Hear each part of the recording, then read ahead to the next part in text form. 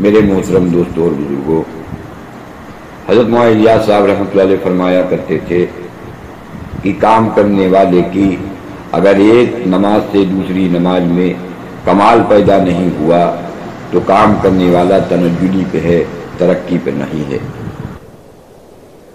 میرے محترم دوستوں بزرگوں، سوچنے والی بات یہ ہے کہ آخر شیطان جیسا عابد، شیطان جیسا عارف اور شیطان جیسا عالم، کہ اس سے بڑا نہ کوئی عارف نہ کوئی عابد اور نہ کوئی عالم گزرا، پھر آخر وہ دھوکہ کہاں سے کھا گیا جس کی وجہ سے اللہ جل جلالہ و من والہ نے اسے لعنت کا طوق پہنا دیا اور اسے مردود قرار دے دیا۔ تو جب اس پر نگاہ ماری جاوے گی تو پتہ یہ چلے گا اس کے اندر یہ بات جو آئی اور اس کے اندر جو انا پیدا ہوئی، اسے جو اپنے اوپر تکبر ہوا، وہ تب ہوا جب وہ اپنی روح سے غافل ہو گیا۔ تو روح سے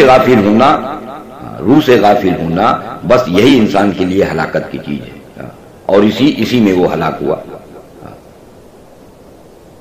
اب ہمارے تمہارے ساتھ پوری زندگی کے اندر ہمارا وہ لمحہ کون سا گزرا جب ہم نے روح کے خیال کے ساتھ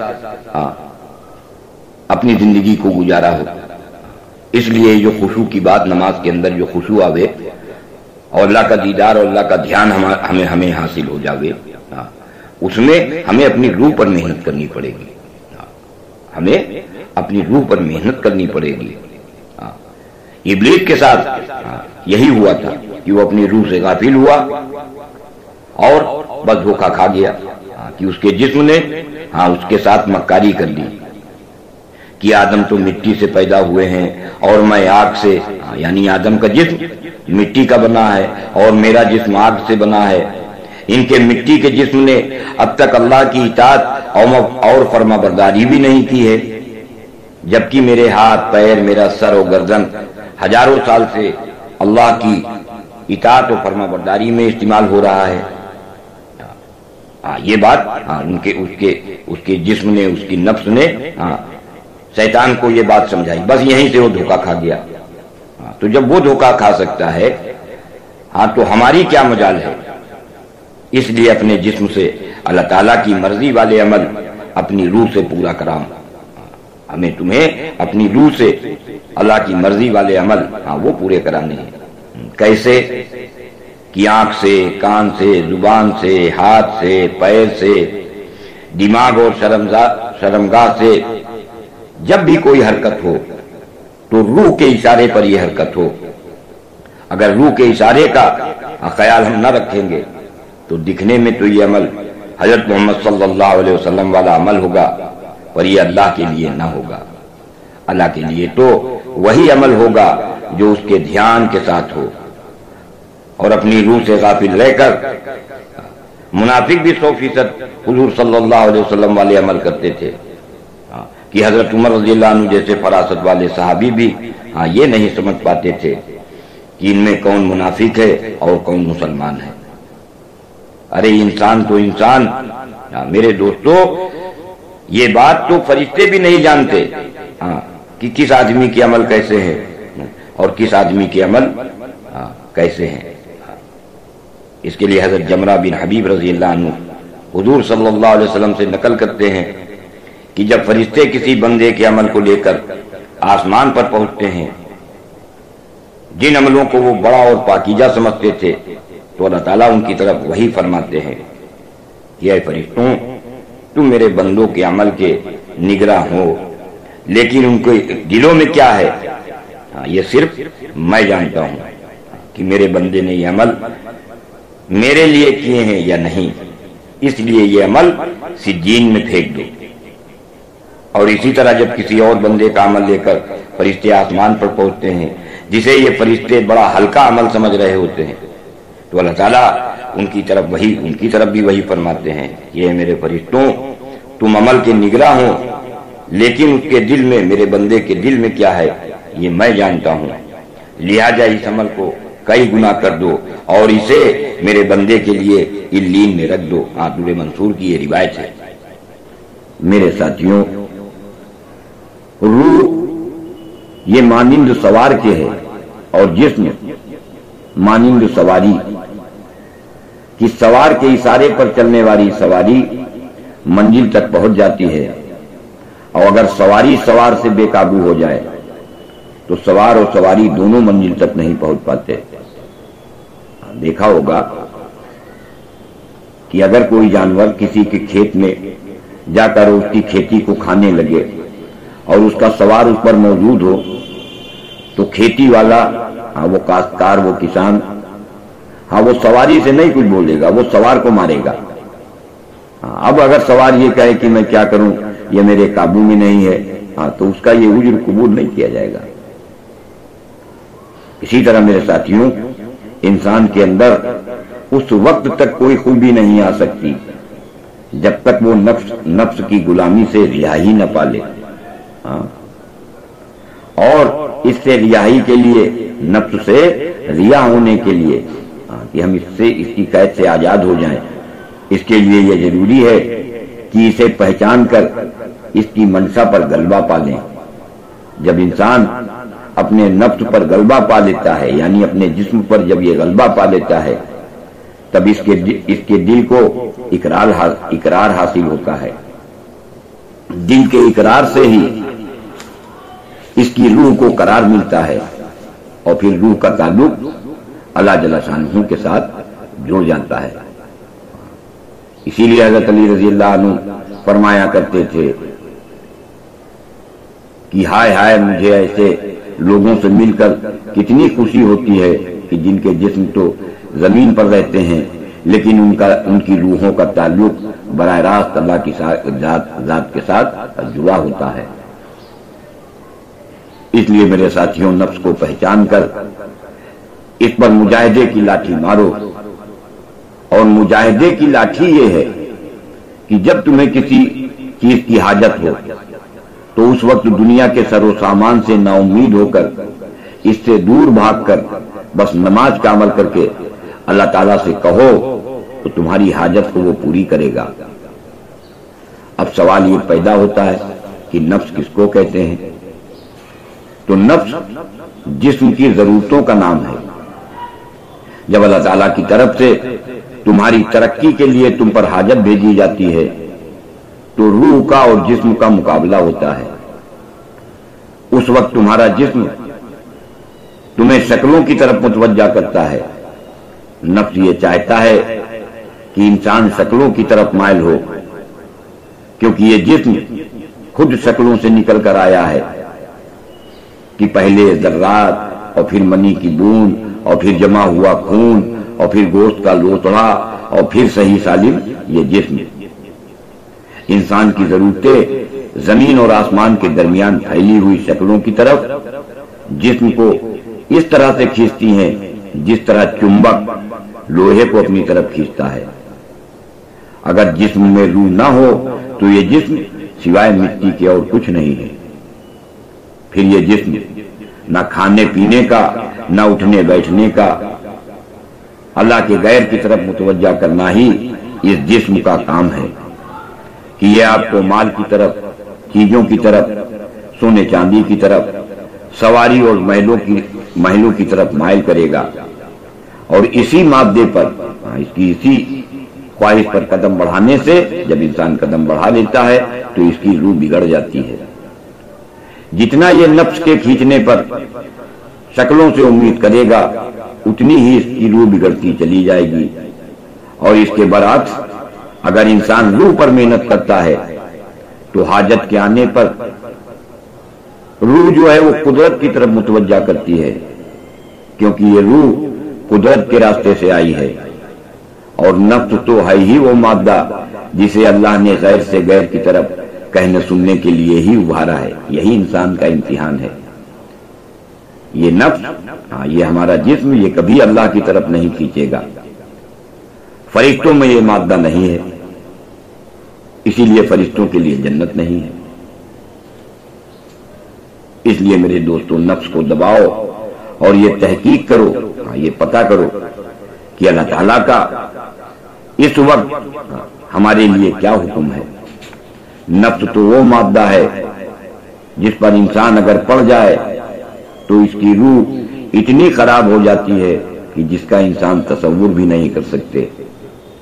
اگر روح کی بدبو کو انسانوں پر ظاہر کر دیا جائے تو دماغ پھٹ کر سب مر جائیں، یا اگر روح کی سیاہی ظاہر کر دی جائے تو سورج بھی سیاہ پڑ جائے۔ ایک فرشتہ آ کر جسم میں روح ڈال جاتا ہے، یہ روح اس کا سر و گلا کاٹنے سے نہ نکلے گی، بلکہ اللہ جب روح نکالنے کے لیے فرشتے کو بھیجیں گے تبھی یہ روح نکلے گی۔ اگر آپ کو آگ یا بارود میں دبا دیا جائے تو آگ میں دبا دینے، آگ میں جلا دینے اور بارود میں دبا دینے سے وہ فرشتہ نہیں آ جائے گا، اور بغیر فرشتے کے آئے جسم سے روح نہیں نکلے گی، کیونکہ ایک محکمے سے فرشتہ روح کو جسم میں ڈال کر جاتا ہے اور دوسرے محکمے کا فرشتہ وقت پورا ہونے پر اس کو جسم سے نکال لے جاتا ہے۔ اس لیے ہم محنت کر کے اپنی روح کو ایسا پاکیزہ بنا لیں جیسا پاکیزہ بنانے پر اللہ کی طرف سے وعدے ہیں۔ اللہ کے غیر سے امید اور اپنی مرضی والے عمل، یہ دو چیزیں ایسی ہیں جو روح کو سیاہ اور بدبودار کرتی ہیں، اور اللہ کے غیر سے مایوسی اور محمد صلی اللہ علیہ وسلم والے عمل روح کو خوشبودار اور نورانی کرتے ہیں۔ اس لیے اللہ کے غیر سے مایوس ہو کر اپنی ضرورتوں کو محمد صلی اللہ علیہ وسلم والے عمل سے پورا کرانا، بس اتنے پر ہی خدا پہلے دنیا میں ترتیب بدلیں گے تاکہ لوگ اللہ کو رب مان جائیں کہ اللہ پالتے ہیں اور ہم لوگ پر پالتے ہیں، وہ چیزوں سے نہیں پالتے۔ جسم وہ جنس ہے جو کسی طرح بھی روح میں نہیں گھس سکتی،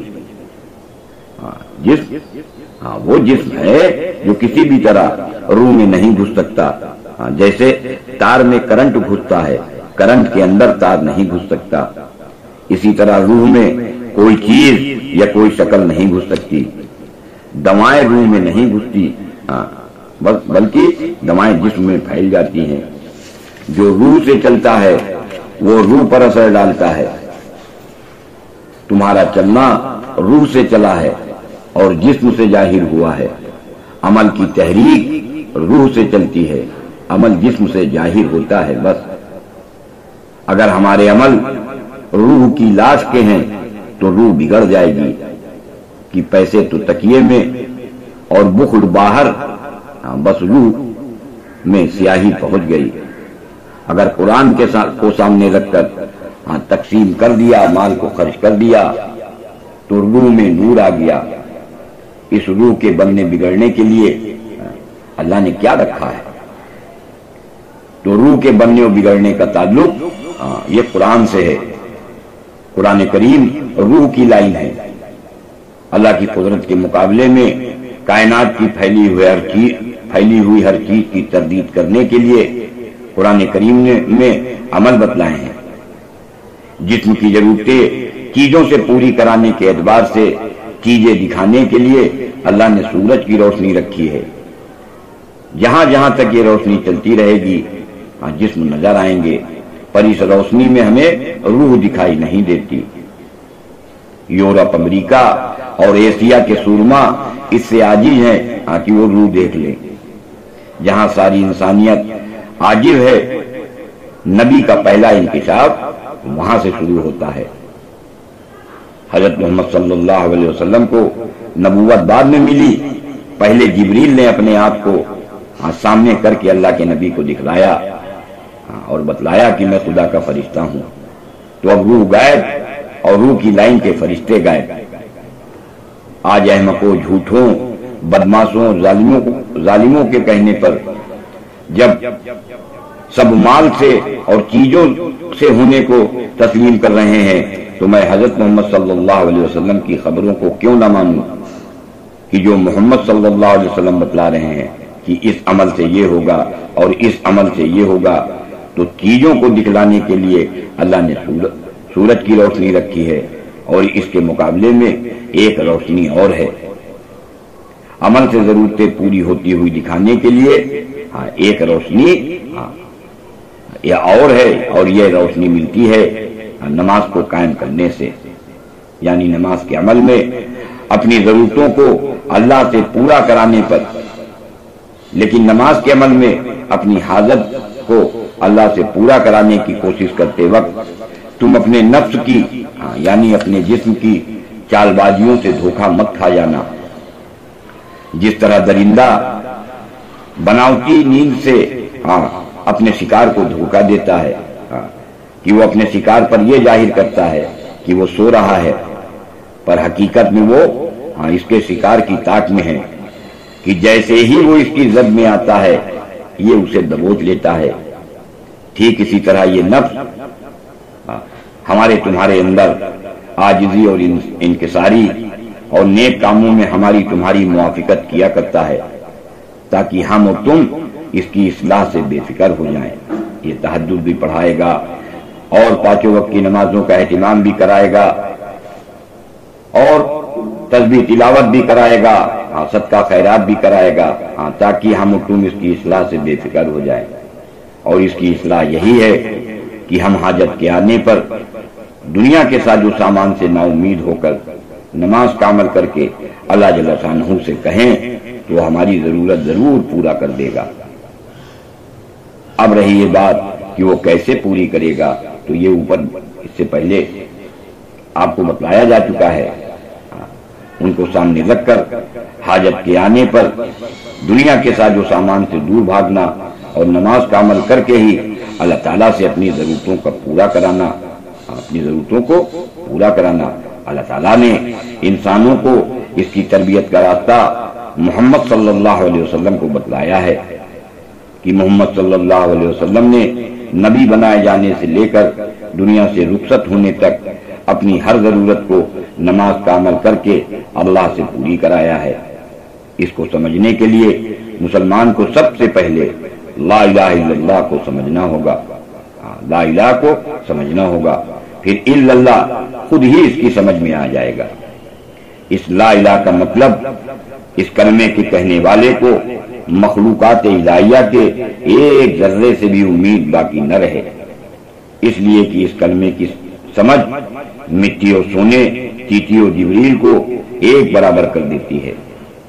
انسانوں کی کامیابی دنیا سے مایوس ہونے اور الا اللہ کو سب کچھ کرنے والا سمجھنے میں ہے۔ یہ دنیا ایک زہریلے سانپ کی طرح ہے، اس لیے اس دنیا سے اس وقت تک بھاگتے رہو کہ جب تک کہ کوئی شخص آ کر اور اس کے دانت توڑ کر اور اس کا زہر نہ نکال لے، اور پھر وہ شخص تمہارے قریب لا کر تمہیں اس کے دانت توڑنے اور زہر سکھلانے کا ہنر سکھلا کر اسے تمہارے حوالے کر دے۔ جب تمہیں اس سانپ سے کسی قسم کی کوئی تکلیف پہنچنے کا ڈر نہ ہوگا تبھی تم اسے اپنے ہاتھ میں لے کر الٹ پلٹ سکتے ہو۔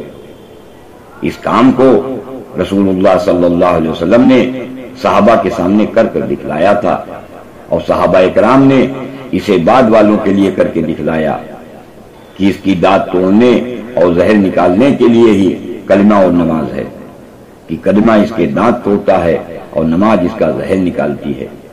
سارے انبیاء، صحابہ اور اولیاء نے اسی کلمہ نماز سے اس کو الٹ پلٹ کیا ہے۔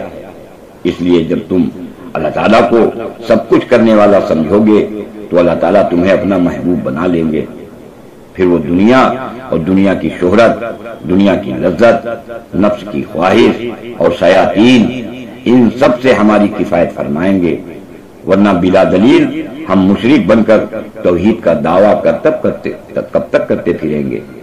بنا دلیل ہم مشرک بن کر توحید کا دعویٰ کب تک کرتے رہیں گے۔ ہم لوگ دنیا کے پیچھے اس لیے دوڑ رہے ہیں تاکہ یہ ہم کو کچھ دے دے، لیکن یہ ہم کو اتنا ہی دے گی جتنا ایک غلام کو ملتا ہے، یعنی جتنا مقدر میں لکھا جا چکا ہے۔ ہاں اگر ہم نے صحابہ اکرام اور اولیاء اکرام کی طرح اس کے دانت توڑنے اور زہر نکالنے کا ہنر سیکھا ہوتا تو بات کچھ اور ہوتی۔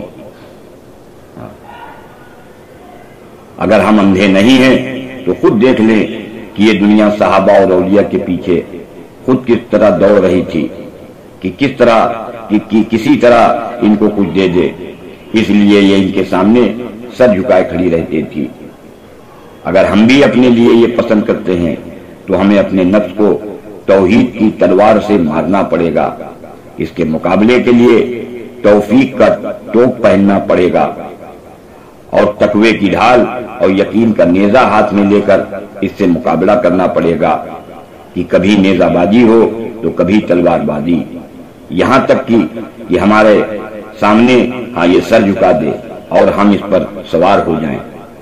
اگر اس کی لگام میرے ہاتھ میں ہوگی تو اللہ جل شانہ ہم پر فخر فرمائیں گے اور ہمیں ان لوگوں کا افسر بنا دیں گے، سردار بنا لیں گے جو لوگ اپنے نفسوں کے غلام ہیں، اللہ ان سب پر ہم کو سردار بنا دیں گے، یعنی جن کے جسم کے اعضاء جو عمل چاہیں اپنی روح سے کرا لیتے ہیں۔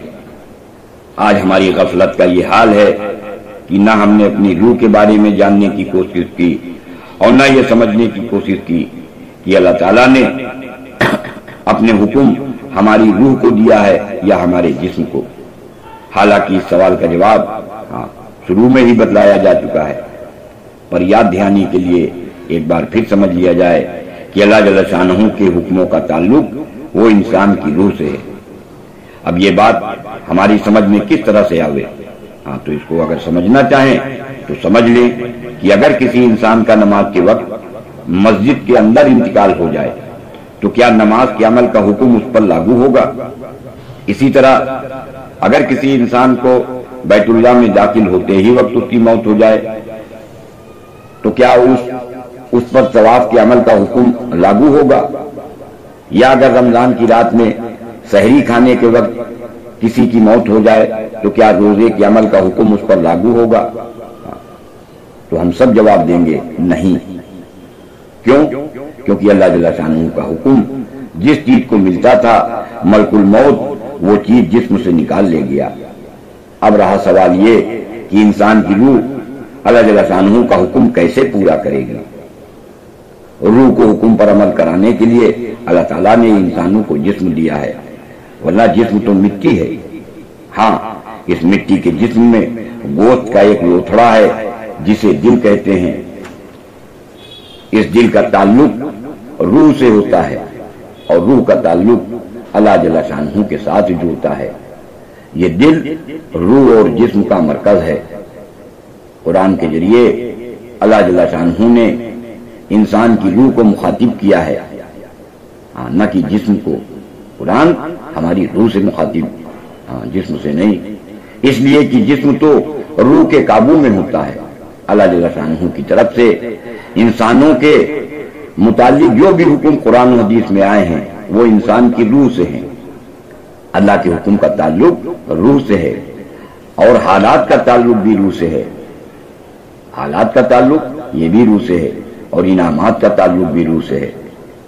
جس انسانی جسم سے روح نکال لی جاتی ہے اس انسانی جسم پر نہ خدا کا کوئی حکم لاگو ہوتا ہے اور نہ اس انسانی جسم پر خدا کا کوئی حال آتا ہے جیسے بخار یا بھوک، اور نہ اس انسانی جسم پر خدا کا کوئی نام نازل ہوتا ہے جیسے علم یا حلم۔ اب ہمارے اور تمہارے لیے سوچنے والی بات یہ ہے کہ کیا ہم نے اپنی ساری زندگی میں اللہ جل شانہ کا کوئی بھی چھوٹا یا بڑا حکم اپنی روح سے پورا کرایا ہے؟ اگر نہیں تو اسے ہی غفلت کہتے ہیں۔ کیا غفلت کے ساتھ زندگی گزارنے والے کو نماز کے عمل میں اللہ جل شانہ کا دیدار ہو سکتا ہے؟ مخلوق سے نا امیدی ہی اللہ والوں کو اس کا شکار ہونے سے بچاتی ہے، مگر اللہ والے حقوق کی ادائیگی کی غرض سے انسانوں کی طرف توجہ کرنے اور ان کے پاس بیٹھنے سے اپنی طبیعت کو مجبور کیا کرتے ہیں۔ اللہ والوں کے لیے مخلوق کی مثال ایسی ہے کہ جیسے کچھ لوگوں نے بادشاہ سے ملاقات کرنا چاہا لیکن بادشاہ تک پہنچنے کے لیے دریا پار کرنا پڑتا تھا، تو چند لوگ ہی دریا پار کرنے کا راستہ جانتے تھے۔ جو جانتے تھے وہ دریا پار کر کے بادشاہ کے پاس پہنچ گئے، اور جو راستے سے ناواقف تھے وہ دریا میں غوطہ کھانے لگے۔ بادشاہ کو جب اس کی خبر لگی تو اس نے اپنے پاس آنے والوں سے کہا کہ جس راستے سے تم لوگ آئے ہو اسی راستے سے انہیں بھی لے کر آؤ۔ اس کی اصل اللہ تعالیٰ کا یہ قول ہے کہ اور کہا کہ اس شخص نے جو ایمان لا چکا تھا کہ اے میری قوم، جس راستے سے میں آیا ہوں اسی راستے پر تم لوگ آؤ تاکہ تم لوگوں کو ہدایت کے راستے پر لگا دوں۔ جو شخص عقل مند ہوگا وہ نہ دنیا پر خوش ہوگا اور نہ اولاد پر، نہ متعلقین و اموال پر، یہ کبھی ان پر خوش نہ ہوگا۔ اس کے لیے نہ کھانا نہ پینا نہ سواری اور نہ بیویاں، کیونکہ یہ سارا کا سارا ہوس ہے۔ مومن کی خوشی ایمان و یقین کی قوت اور دل کے دروازے سے اللہ کے قریب پہنچنے کی ہوتی ہے۔ دنیا و آخرت کے بادشاہ وہی ہیں جو کائنات سے مایوس ہو کر اللہ تعالیٰ کی منشا پر چلنے والے اور اپنی ضرورتوں کو نماز کے عمل سے پورا کرانے والے ہیں۔ ہمارا تمہارا قلب کب صاف ہوگا؟ ہمارا تمہارا دل کب صاف ہوگا، کب پاک ہوگا؟ اور ہمارے تمہارے باطن میں کس وقت صفائی آئے گی؟ جبکہ ہم لوگوں نے مخلوق کو شریک خدا قرار دیا ہوا ہے۔ اب خود ہی بتاؤ ہم کیسے کامیاب ہو جائیں گے؟ ہم ہر وقت مخلوق ہی سے مدد چاہتے ہیں، مخلوق ہی سے شکوہ کرتے ہیں اور مخلوق ہی سے بھیک مانگتے ہیں۔ یہ نشانی ہے دل کے توحید سے خالی ہونے کی کہ ایک ذرہ برابر بھی دل میں توحید نہیں ہے۔ میرے دوستو، توحید ایک نور ہے اور مخلوق کو شریک کر دینا یہ ظلمت ہے، یہ ظلمت اندھیرا ہے۔ ہم لوگ فلاح کس طرح پا سکتے ہیں جبکہ ہمارے دل تقوی سے خالی ہیں؟ ہم لوگوں کو خالق کے بجائے مخلوق محبوب ہے، مسبب الاسباب کے بجائے اسباب محبوب ہے۔ ہم مخلوق پر اعتماد اور بھروسہ کر کے توکل کا دعویٰ کرتے ہیں۔ یاد رکھنے کی بات ہے، یہ یاد رکھنے کی بات ہے کہ بغیر گواہ کے یہ دعویٰ ہمیں تمہیں ایک مٹھی گھاس نہیں دلا سکتا۔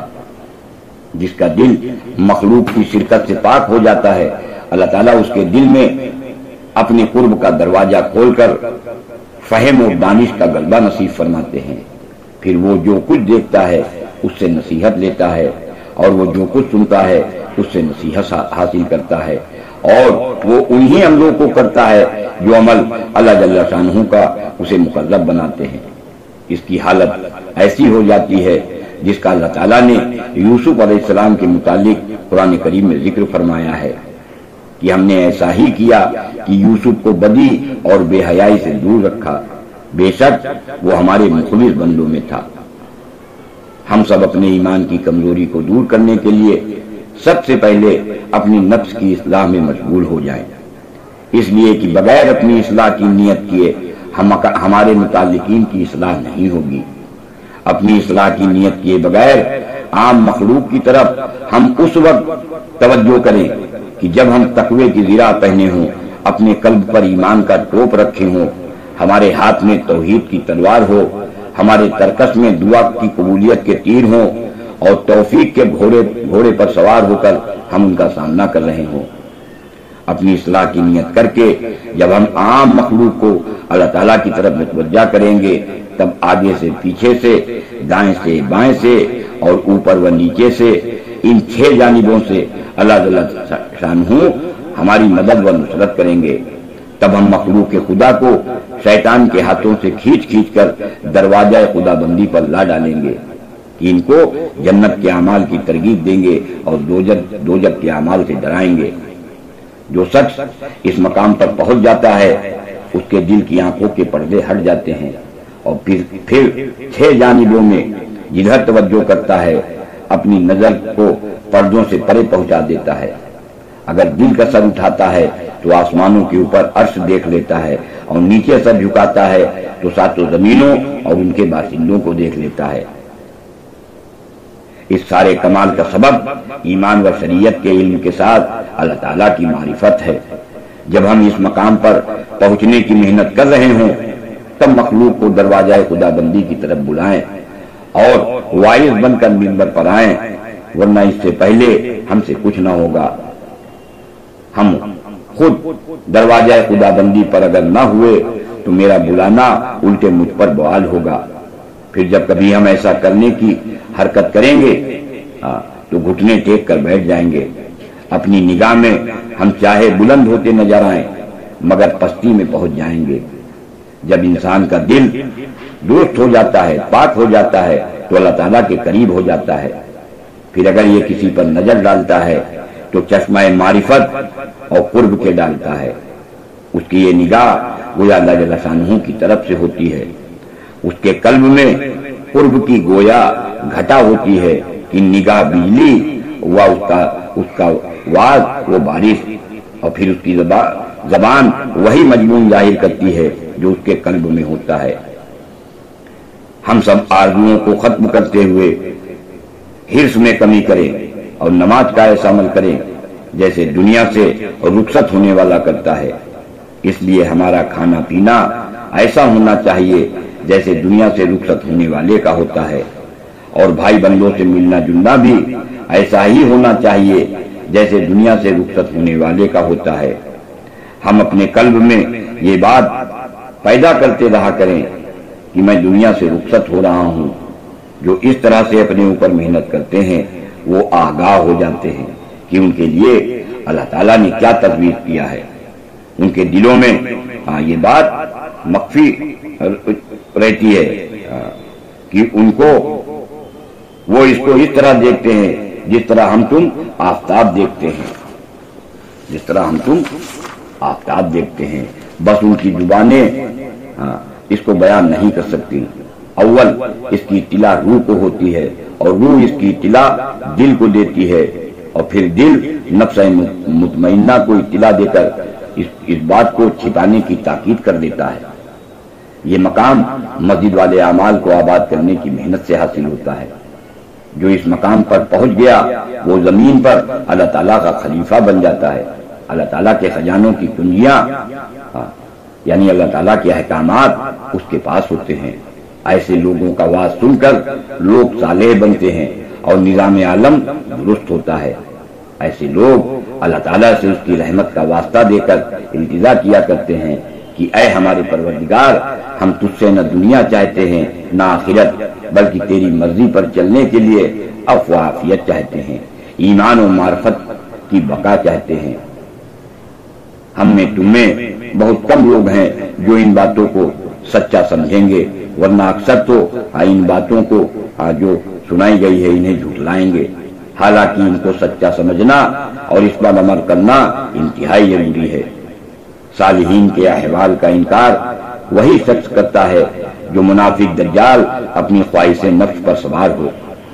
یہ باتیں ایسے لوگوں کی سمجھ سے بالا ہیں کیونکہ مخلوق میں جو کچھ ظاہر ہو رہا ہے وہ اس کے پہاڑ کا ایک ذرہ اور اس کے سمندر کا ایک قطرہ اور اس کے آفتاب کا ایک چراغ ہے، جس کی وجہ سے ان کی عقلوں کی وہاں تک رسائی نہیں ہو سکتی ہے۔